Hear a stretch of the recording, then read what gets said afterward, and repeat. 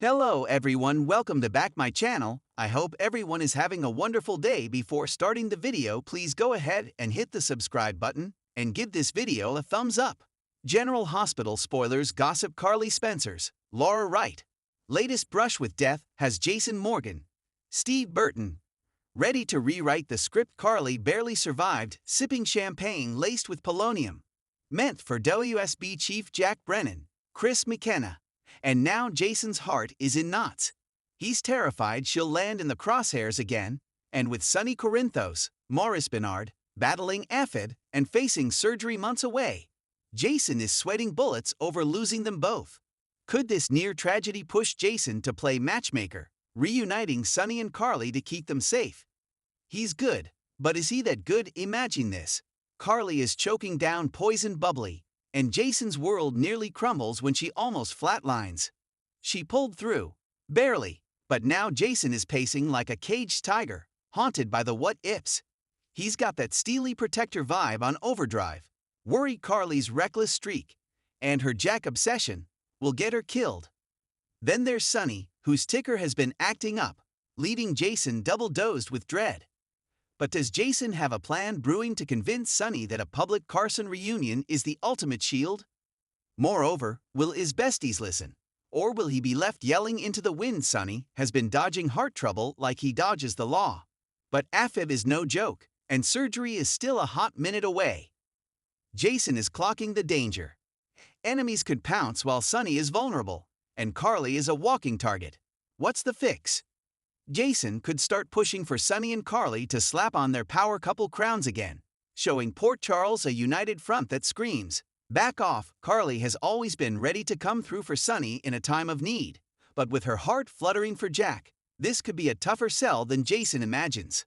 Carly is still swooning over her suave savior, even after he accidentally got her poisoned. Talk about a red flag. Jason is begging her to see the bigger picture. And soon that might include the message that Sonny needs her, and she needs him to stay alive. Will she ditch her Jack fling for the greater good, or tell Jason to butt out? Sonny isn't exactly thrilled about her Brennan crush either. Could concern for her well-being tip him into Jason's plan? Is this really how we want to see the next Carson reunion play out though? Port Charles never rests, and neither do the hearts caught in its endless storm of love, loss, and loyalty. Carly Spencer has always been a survivor, a fierce mother, a loyal friend, and a passionate lover. But when a dangerous accident leaves her clinging to life, everyone she holds dear is forced to confront how much she truly means to them. Especially Sonny Corinthos and Jason Morgan. It started like any other day. Carly, stubborn as ever, insisted on managing things at the Metro Court personally after a string of troubling reports about security glitches. Despite Ava's reassurances that everything was under control, Carly had to see it for herself. That decision would almost cost her life. A power outage hit the Metro Court just as Carly stepped into the parking garage.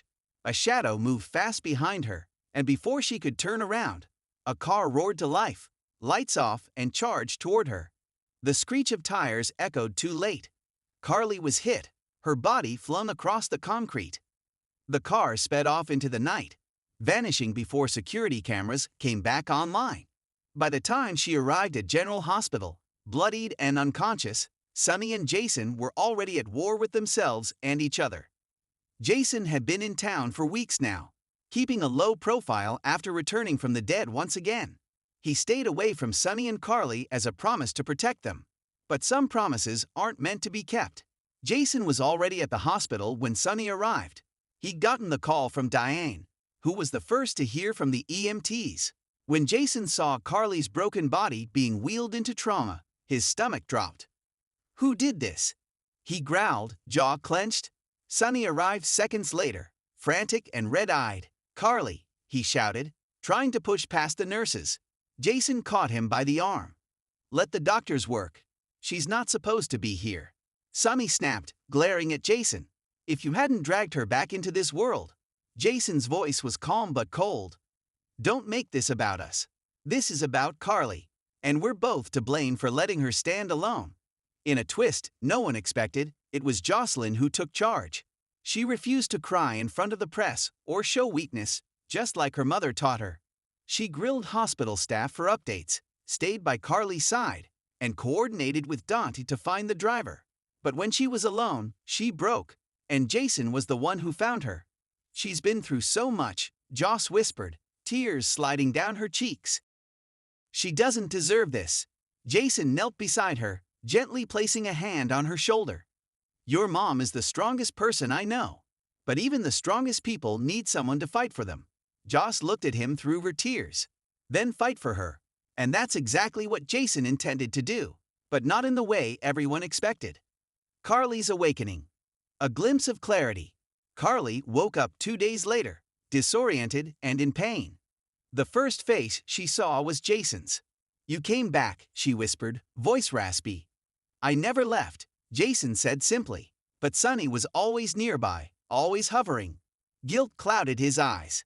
It was written all over him. The regret, the missed chances, the lingering love. Carly was lucid enough to see it all. The tension between the two men. The heaviness in Sonny's stare. The warmth in Jason's. And yet, she felt hollow. This wasn't an accident, she said. Someone came for me. Jason nodded. We're working on it. Dante and Spinelli are pulling footage. Whoever it was, they wanted to send a message to me? Carly asked. Or to you? Jason didn't answer. But he didn't have to. Jason's quiet plan. Love in the background. Jason had always been the protector. The enforcer. The shadow behind the scenes. But he also knew love when he saw it. And he knew that Carly and Sonny, for all their volatility, still burned with something real. He remembered the times Carly cried in his arms over Sonny. The times Sonny raged about losing her. The way they circled back to each other, no matter how far apart life pulled them. But now, everything was different. Sonny was lost in his own guilt and fractured trust. Carly had armored her heart. And Jason? He'd been the wall they both leaned on. Until now. In a quiet moment by Carly's bedside, Jason made a decision. He leaned down and whispered, You've always been my best friend. But your heart's still his, Carly. Don't shut him out because it's easier. Carly blinked, confused. You're saying I should forgive him? I'm saying, Jason said gently, you should figure out what you really want. And don't let fear make that choice for you.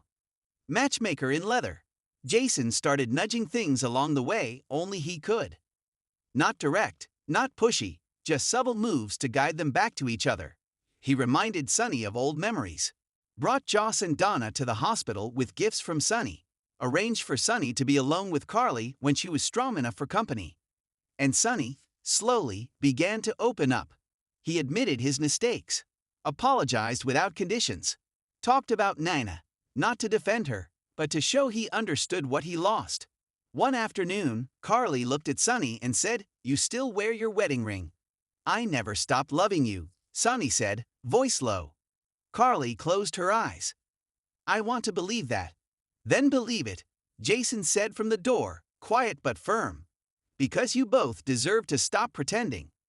The reveal, a twist in the shadows. Just when things seemed to settle, Dante came through with footage from a traffic cam a block away from the Metro Court. The driver who tried to kill Carly wasn't a stranger. It was someone from Sonny's past, a former associate of Cyrus Renault. A warning shot meant for Sonny, that nearly took Carly's life instead. Sonny was shaken. This is my fault. Jason disagreed. This is the life. But you can choose who you walk through it with. Healing hearts, second chances. In the weeks that followed, Carly's recovery became a symbol of something bigger. Survival, redemption, and maybe even reconciliation. She took her time. But little by little, she let Sonny in again. They started talking, really talking. About what went wrong, what they still wanted, and how much they meant to each other beyond the chaos. And Jason, he quietly faded into the background, as he always had when they'd found each other again. But this time, he wasn't just a silent protector. He was the matchmaker, the one who reminded them who they were and who they could be again. Epilogue. More than just a brush with death. Carly sat at her favorite table at the Metro Court, sipping coffee, the morning sun warming her skin. Across from her, Sonny smiled, not the polished mob boss smile, but the real one, the one she hadn't seen in years. Jason stood at a distance, watching from the balcony. He didn't need to be close. Not today. Today, Carly was safe. Today, love was winning. And sometimes, that's enough for a man like Jason Morden. After all, some battles aren't fought with fists or guns, but with quiet faith in the people you love most. Want to spin this into a longer arc or add some emotional beats between Jason and Carly before he steps back? Thanks for watching this video, and please subscribe our GH News 24 YouTube channel for more update news.